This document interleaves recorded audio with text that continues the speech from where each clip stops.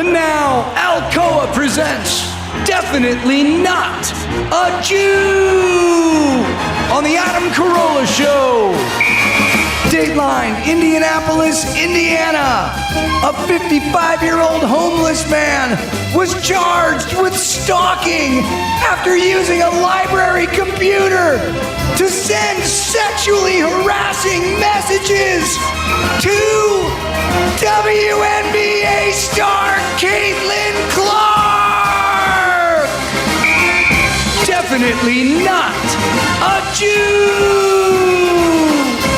All right, what do we got in the news? A lot of celebrity news today. Elizabeth Hurley and Billy Ray Cyrus spark romance rumors with kissing photo on Easter. Oh, she is hot, man. She is. She's a classic. Not only do you get the accent with her, you get the classic beauty thing going on with her, and it's all genetics. And if you're cut out of a certain cloth, it'll stay with you well into your 50s and 60s. And she's got it. I'm telling you, there's certain women just have a certain cut. It's just the way they're shaped. I know. And that's it.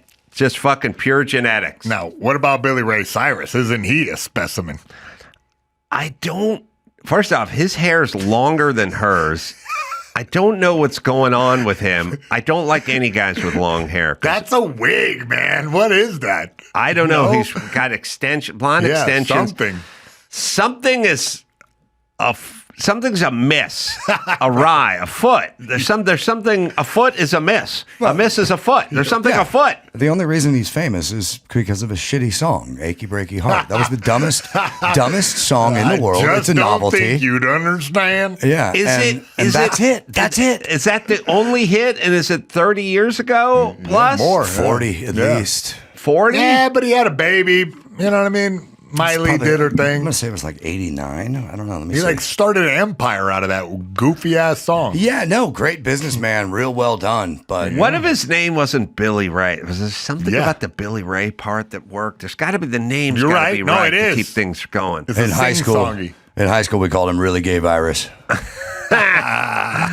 right. Well, if you knew him in high school, then you can probably stamp a timeline on that, Dawson, I'll bet. And we can narrow it down. It was a little earlier than I thought. Either way, I don't like it. She's too good for him. And I don't like it. Hats off to that goofy. I'm glad Speaking of hats, I wish you'd fucking put one on. I can't. His hair is driving me nuts.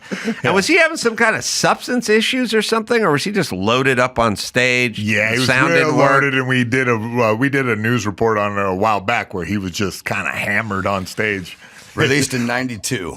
Yeah, that sounds better. He had like audio equipment problems, so he just kind of freestyled it up there. Liz Hurley is the one who goes to the beach in a bikini and has her son take sexy pictures of her or something. Yeah, I think you're right. Yeah, something a little off with her, but in a good way. I like her. Yeah, maybe their crazy matches up pretty good. All right.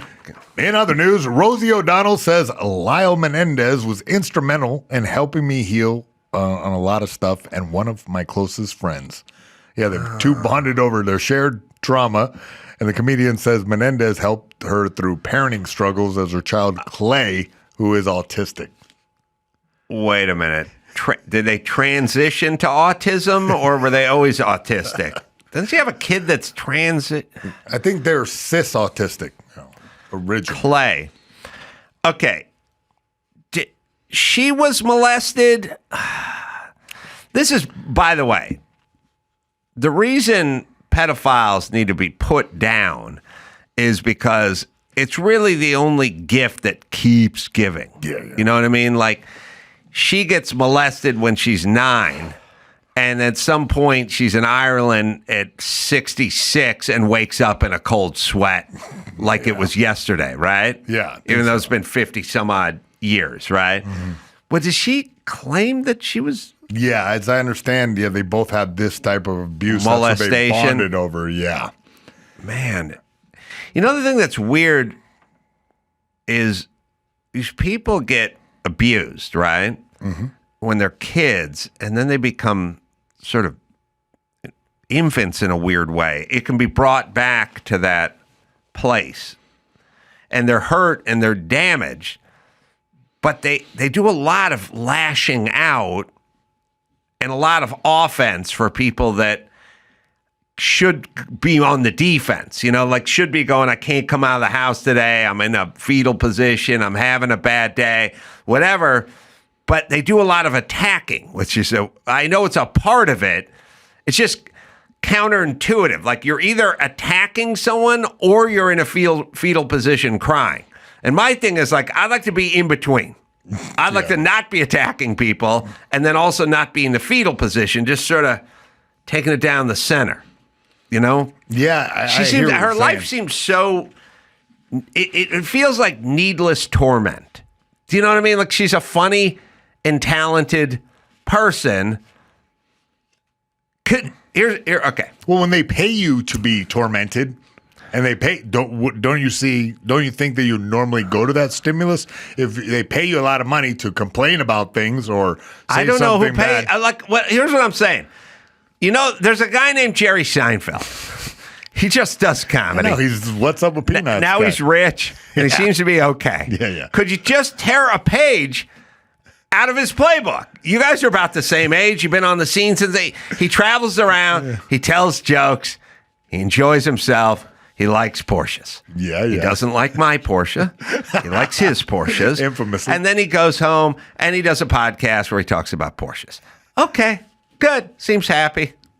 You can do it. It doesn't all have to be this. We don't need all the chaos, is what I'm saying. I would like the Menendez boys released for that matter, but yes. Yeah. Oh, okay, yeah. Oh, yeah. They do not pose a threat. Yeah. And so for that reason, I'd like them in prison, got involved with the, therapy dog program. So O'Donnell's all about it. She has a 12-year-old with autism. Yeah, Clay, yeah. Clay. But doesn't she have a family member that transitioned as well, like a daughter or something? Listen, how are we supposed to keep track of everyone if everyone's transitioning? Changing their name all the time. Doesn't she have a daughter? I mean, a son. I mean, isn't Chaz Bono? No. Shit. What's Chaz going by? Shit. Chastity. Doesn't Cher have a daughter named Chaz with a dick or something? How the fuck are we supposed to keep? What are her pronouns? Her pronouns are they and them, and it. With a dick, though? Same chick? I don't got enough fucking hard drive space to keep track of every celebrity's transitioned kid. Yeah. Also identifies as... so Rosie, the son with autism, identifies as non-binary, but there's no other child, just the one. I swear she has a daughter. Yeah, I thought so too. This should be on the internet, fellas. She has a daughter who transitioned, who left or something. Non-binary Clay is the daughter. Look, she has an older daughter somewhere. I think we can find it. But this is what I'm talking about. Yeah. Between the they and the them, like then they and them, two daughters? No, one daughter. No, one daughter? No, what's the daughter's name? Clay. I mean, the son? No, the son's the daughter. They? No, them. Wait, two daughters? No, just Clay. Clay the son? No, Clay the daughter. They, them. But so then there's another daughter? Need a flow chart for this. So Rosie O'Donnell has one child and one child only. And that's all we got. There is no second child. That's older and on the move. News to me. She has 5 kids. All right. Well, now it's starting to trickle out. I'm not talking about this one person named Clay. I'm asking, is there an older daughter who's like non-binary? She ran away. She got into trouble. Something. Okay. Go ahead. We'll figure out who the daughter who transitioned was, who's got to be 22 or something, is what I'm saying. All right. What do you got? Molly Ringwald calls the Breakfast Club very white, and it doesn't represent our world today. Yeah, fans want to they want to forget about a remake of the Breakfast Club and dismiss the possibility of making the 1985 teen comedy drama about 5 high school students in detention during a panel. There's Don't You Forget About Me, the Breakfast Club 40th anniversary reunion. I may be It's a pop culture convention in Chicago on Saturday. I had one of my great confusing Mike August conversations. You know, Mike August has super fun. confusing conversations. Yeah. I said to him a few years ago, I go, something, Molly Ringwald, you know, I grew up with her, I knew her family, blah, blah, blah. He's like, yeah, she's in New York doing cabarets, or a cabaret or something like that, doing a cabaret. And I go, oh, she's doing a play? No, cabaret. I go, she's doing the musical cabaret? Yeah, it's cabaret. She's doing cabarets. I go, no, she's doing cabaret. Is she in New York in the production of Cabaret? Yeah, no, yeah, music. Took 10 minutes to find out she was playing cabarets, but not doing not doing the play Cabaret, which with Mike was a good 20 minutes because I had to keep going back and forth. Like she's in the production of this play on Broadway, or she's playing a small room and singing. She's a singer by trade, by the way. Yeah, I didn't know that. She sang on albums as like a 4-year-old. Really? She sung with her dad, Bob, who had a Dixieland band. I got to be honest, like Molly Ringwald totally missed me except for this movie. I have no idea anything. I know you grew up with her, but that's it. She was arguably the biggest female star for like a 2.5 year period. Really? Like I would say 86? arguably in that Meryl Streep was always around, but wasn't in as popular movies. You know, I don't know who I would. I mean, she was Taylor Swift-esque. Oh, I didn't know. For a small period of time. Oh, wow. She was on the cover of Time magazine and Life magazine. Like was in the this same at the 2 height months. of her popularity, the Brat Pack sort of thing? Yeah, I mean, the thing about these reimagining these things, like, all right, look, if you're making a movie about Vikings, then feel free to have Viking white dudes in it, or Spartacus or something, fine. By the way, if you're making a movie about the Harlem Globetrotters, then don't shove Donnie Mo's son in. Yeah. He was Ralph Malph from Happy Days. That's a white dude. Yeah. Okay, if you're doing a story about the Tuskegee pilots or something, the Tuskegee Airmen, then don't shove Rob Lowe in it as a pilot. Like, okay, don't do that. Yeah. But you can do movies where there's a group, and the group is, 2 white chicks and 3 white dudes. Like, I've had groups. I had friends. I had friends that were white. They had, like, white girlfriends. We'd hang out on occasion. I went out to brunch with 2 white people yesterday. So it would have been 4 white people sitting around. So you could make a movie about that. Yeah. It's all right. So I don't know why everyone just does that to try to get in good with Hollywood. But it's really just bullshit. It's fucking a movie. They made movies with black casts, white casts, and then like mixed casts. Mm-hmm. Just do it again. Yeah, Fine. yeah. I don't know. I had a theory about Molly Ringwald, which was I've been thinking for a long time because she was a big star. And then she kind of, I don't know, I want to say faded out, but she just did other things and the business is fickle. Cabaret. And she's doing a cabaret. Mike told me. By the way, Rosie's other daughter, Chelsea, ran away but did not transition. So She did run away. So Rosie only has 1 transitioning kid or 1 non-binary kid.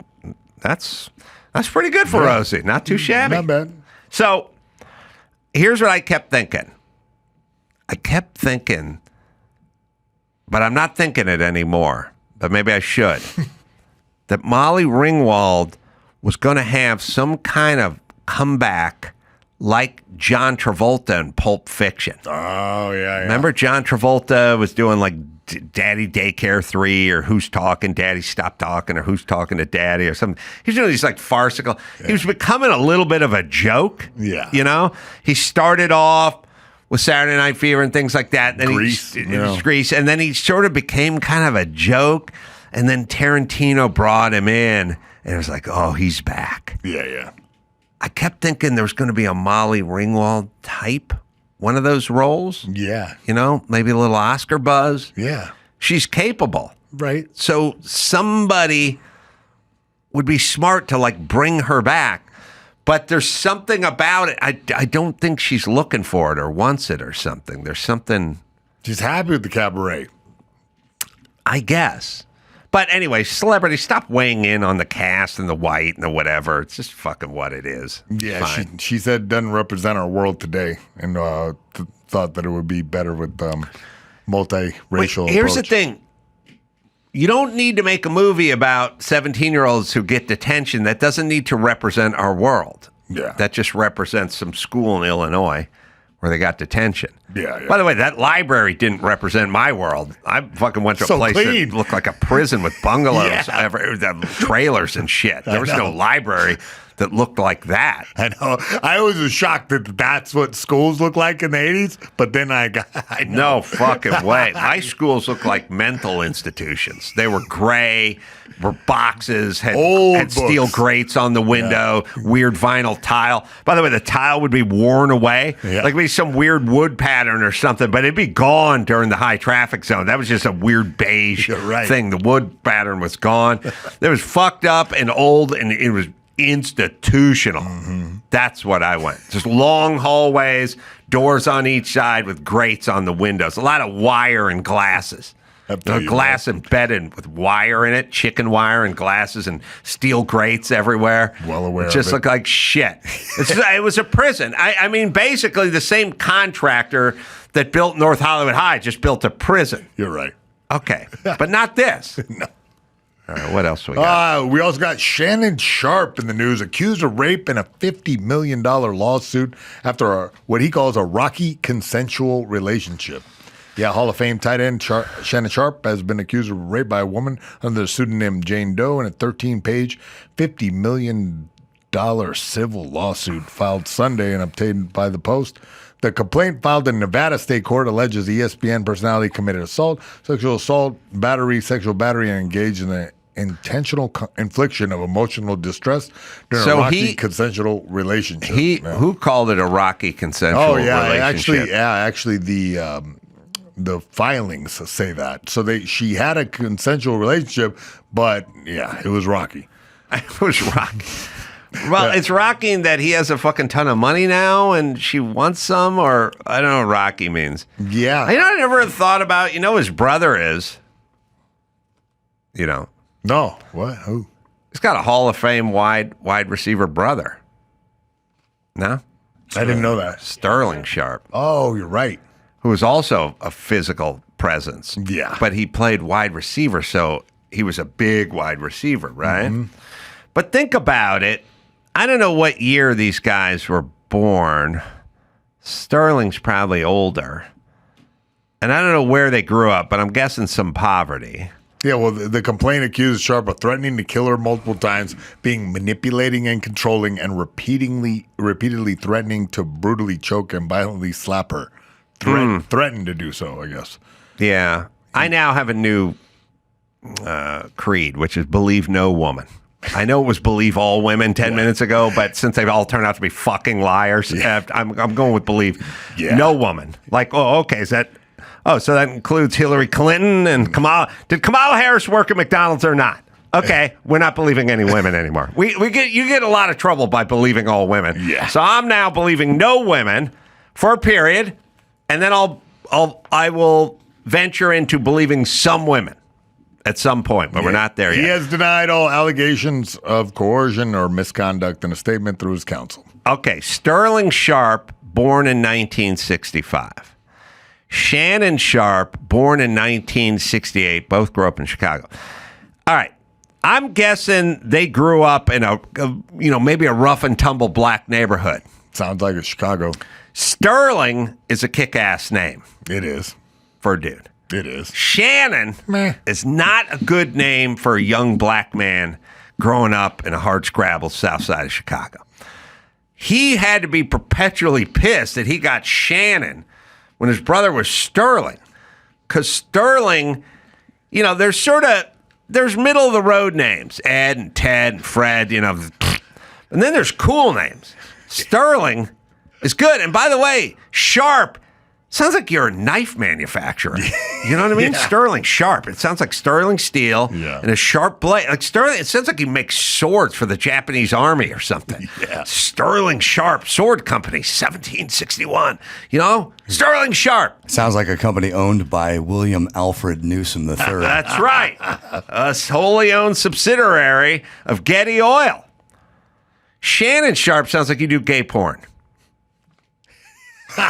Shannon is not even a dude. Look, there's names that can go both ways, like Sam, Sammy, or something. Shannon is a chick name. Now, there was famous crooner from the 60s and 50s, Del Shannon. Yeah, of the Shannon. A little runaway, but Shannon's his last name. We can't control that. Who's a famous Shannon? Well, unless you're from Ireland, Yeah. then that's the only way it goes. I don't think Shannon would go well in the early 70s when he was a young lad, like in Chicago, in the tough streets of Chicago in the black neighborhood. Irish. Yeah, Sterling, good. Shannon, you're going to get picked on with that name. Maybe made him a better player. Well, there's Michael Shannon, but again, we're in the last name department. William V. Shannon, former journalist and author. And I still need a first Shannon. Second name Shannon's not helping me. I need a first name Shannon. So he had a tough childhood because the name was Shannon. Now, he could probably bench 300 pounds on his 14th birthday, so that probably helped him a little bit. Definitely did. Overcomes the adversity of being named Shannon. Yeah. And they probably fucking stopped making fun of that guy because he was a full animal when he was like 16, right? Yes. Like, well, that guy's a beast, right? Yeah, definitely. So, Shannon Hoon is the lead singer for Blind Melon. I don't count that as a famous Shannon, but okay. I work for K-Rock, and I didn't know the guy's name was Shannon. All right. But he probably didn't grow up on the south side of Chicago either. So he grew up with a tough name, which was exacerbated by his brother's amazing name, Shannon Sharpe. Sterling Sharpe. Does Sterling have a middle name that even helps? Sterling Sharpe, again, sounds like they make katana swords for the like Japanese. Sterling Silver Sharpe, right? Yeah, or Edge or something, like something cool, you know? Yeah. Now, if it's Gerald, then I'm wrong. But if his middle name is something good, it could help even more. Yeah, right. All right. Now, the woman is represented by Mika Nash and Tony Busby. Busby represented more than 20 women who sued Browns quarterback Deshaun Watson beginning in early 2021, alleging sexual assault and misconduct. Watson served 11 game suspension from the NFL and was required to pay a fine and undergo treatment. Oh, I got to apologize to everyone. One of the toughest heavyweights in a long time. Oh, yeah. Shannon Briggs. Yeah, we forgot about him. Forgot about Shannon Briggs. Yeah. I apologize Tough to the Shannon. Briggs family. He was a big old fucking brick shithouse, Shannon Briggs was. So does Sterling Sharpe have a middle name, and how good is it? Or does it help or hurt? Let's see. You know what I mean? Oh, no middle name. No middle name. That's a shame. Oh, maybe my dad was his dad. No middle name. He's got a nickname, but Sterling nicknamed Sarge Sharpe. Sarge is that's a good name, but Sterling Sharpe's good. All right, so maybe he did this, maybe didn't. I don't know. They had a consensual relationship. Well, they say that there was a cycle of control, fear, and submission that became routine. He's yelling at her, controlling her, forcibly grabbing her by the neck when he got upset, and saying he was going to kill her. Asserting dominance became the norm. This is what they're claiming, that it kind of went in a cycle of violence sort of thing. Mm-hmm. All right, well, I believe no women, so I'll have to wait till the tape comes out. But also, you know, when you start getting popular, making a lot of money, A lot of this stuff seems to bubble up to the top. Well, yeah, Sharpe was sued the day before Front Office Sports reported that he was expected to sign a deal for his club Shay Shay, real popular podcast that would exceed $100 million with his contract. Yeah. So suddenly, half of that she wants.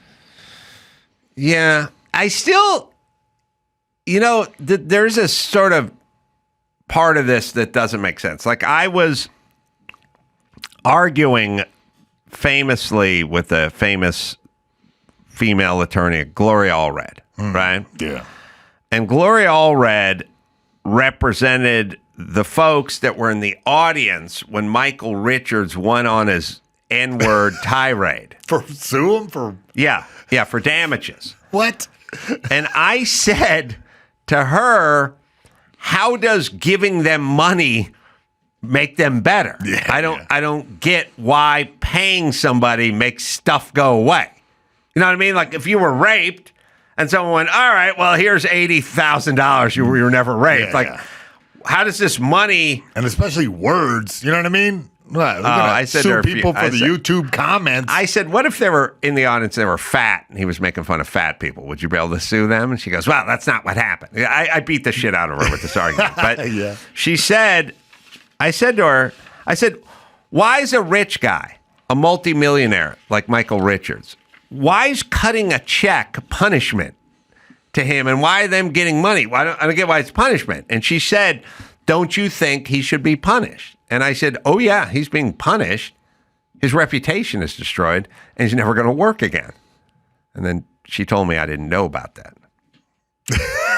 It's worth listening just because it's funny. I love schooling up a shitty lawyer. But it's where Crystal Brain came from. Yeah, I don't understand this. I don't get the reference. Well, you'll get it in a second. It's we can play it. Crystal Brain is not isolated? Yeah, we'll find it. Dawson will find it. We're going to label our stuff better. I think that's what we're going to do. Because Crystal Brain has definitely been ISO'd out. But you can play me talking about fat people if you want. But what about if I'm morbidly obese and you call me a fat ass? Okay, again, you have, first of all, morbid obesity is a physical condition. And, I would hope that no one would make fun of anyone on account of that. Well, they did in my hypothetical question, so please address it. I'm just telling you, I want to focus on racial issues. Because this would hurt your argument. That's why you don't want to address it. Of course, if you had a logical answer for my hypothetical question, you would give it at this point, but you don't, so you won't. If you would like some free legal advice, you can't answer a hypothetical question. Who will give Gloria Allred, you're not capable of answering a basic hypothetical question. Well, you know what? I don't need to be answering that on your show. When I want to talk about because you have no answer. Because you have an answer that would hurt your argument. You obviously don't think that issue is important enough. Oh, there you go. That's right. Imply I'm a racist. That's a good way to get out of not answering a very basic question. Very smart card you play, Gloria Allred. Every time somebody has a question, every time someone has used logic to corner you, you play the race card and get them on the run. There's no diabolical. It's not going to work. Either answer the question or I'm going to get off the phone. Thank you very much. Goodbye. All right, coward. Yeah, okay. Michael Strahan. You see how you talk to fucking people that dodge questions?